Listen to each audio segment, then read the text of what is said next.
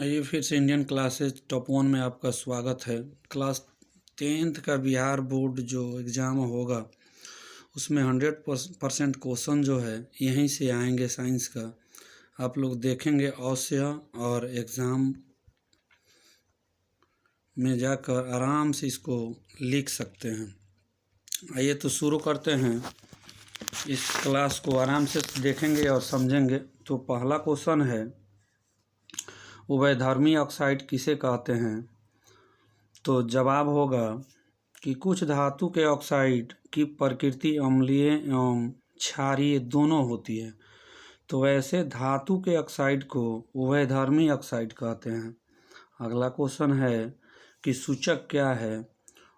तो आपका जवाब होगा वह पदार्थ जो अपने रंग या गंध परिवर्तन के द्वारा पदार्थ को अम्लीय, क्षारीय एवं उदासीन होने की सूचना देता है, सूचक कहलाता है। यह दो प्रकार का होता है।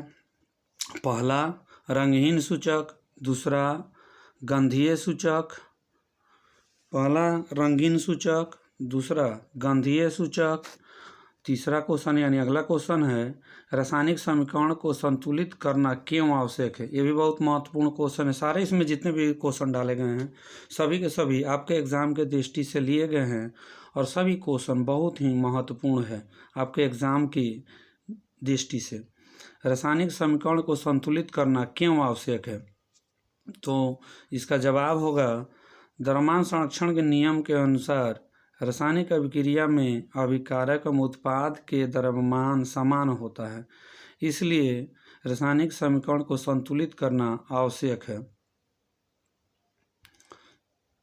यहाँ पे ध्यान देंगे, रासायनिक समीकरण संतुलित करने के लिए इसमें देखा जाता है कि उत्पाद और अभिकारक दोनों ओर के परमाणु संख्या आपस में समान होना चाहिए।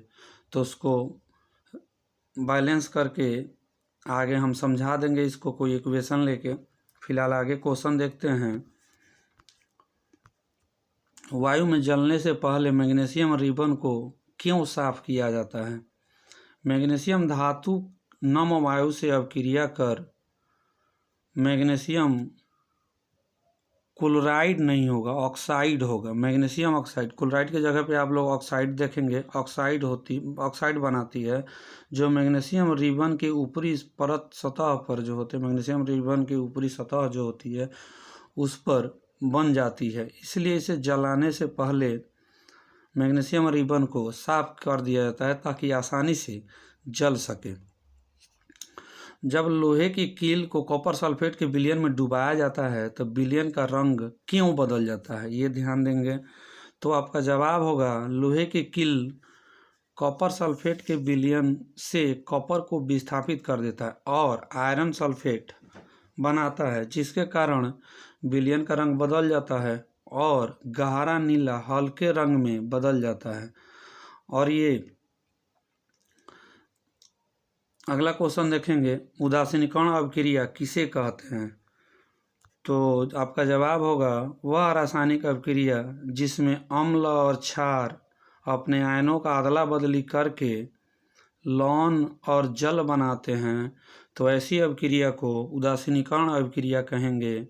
जो एग्जाम्पल है नीचे देख लेंगे कि HCl प्लस NaOH, तीर का निशान आगे देखेंगे तो ये NaCl सोडियम और क्लोरीन आपस में रिएक्शन कर जाएगा। उसके बाद में हाइड्रोजन ऑक्सीजन मिलकर ये जल बना देगा। आगे क्वेश्चन की बात करते हैं कि विस्थापन एवं द्वि विस्थापन अभिक्रिया के बीच अंतर बताएं। तो इसमें सीधे सीधे आपको डिफिनेशन लिख देना होगा। विस्थापन अभिक्रिया किसे कहेंगे, इसका डिफिनेशन, जब कोई तत्व दूसरे तत्व के, तो देखेंगे विस्थापन अभिक्रिया जब कोई तत्व दूसरे तत्व के यौगिक के विलयन से विस्थापित करके या हटाकर उसका स्थान ग्रहण कर लेता है तो उसे विस्थापन अभिक्रिया कहते हैं। अगला है इसमें कि द्वि विस्थापन अभिक्रिया के फिर डिफिनेशन दे देंगे, चूँकि अंतर बताना है। द्वि विस्थापन अभिक्रिया किसे कहेंगे इसको देख लेते हैं।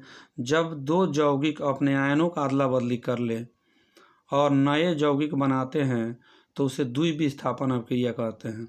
जब दो यौगिक जो होता है अपने आयनों का अदला बदली करके नए यौगिक बना देता है तो उसे द्विविस्थापन कहेंगे। अगला क्वेश्चन है, विकृत गंधिता किसे कहते हैं? तो आपका जवाब होगा, वसा या तेल से बना खाद्य पदार्थ में ऑक्सीकरण क्रिया के कारण उसका सुगंध या स्वाद खराब हो जाता है, इसलिए उसे विकृत गंधिता कहते हैं।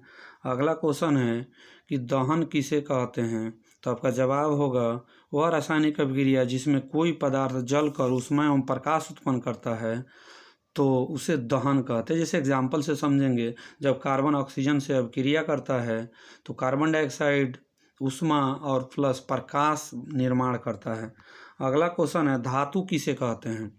तो आपका जवाब होगा, वह पदार्थ जिसमें चमक हो, विद्युत और ऊष्मा का सुचालक हो। सुचालक मतलब कि पार करे, एक पार से एक ओर से दूसरे ओर तक चली जाए, जिसको पीटने पर टन की आवाज़ करे, जो आघात वर्ध हो तथा तन्य हो, धातु कहलाता है। जैसे सोना, चांदी, लोहा इत्यादि। अधातु किसे कहते हैं? तो आपका जवाब होगा, वह तत्व जो विद्युत एवं ऊष्मा का कुचालक हो, भंगुर हो, आघात वर्ध है तथा तन्य न हो, उसे अधातु कहेंगे। जैसे कार्बन है, सल्फर है, ब्रोमीन है। अब बात करते हैं उपधातु क्या है।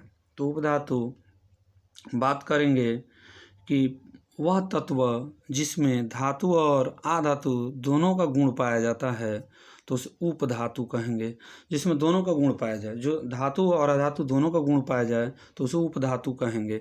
जैसे में देखेंगे बोरॉन, सिलिकॉन, जर्मेनियम इत्यादि। इस वीडियो में इतना ही बात करेंगे, फिर अगले वीडियो में बात करेंगे।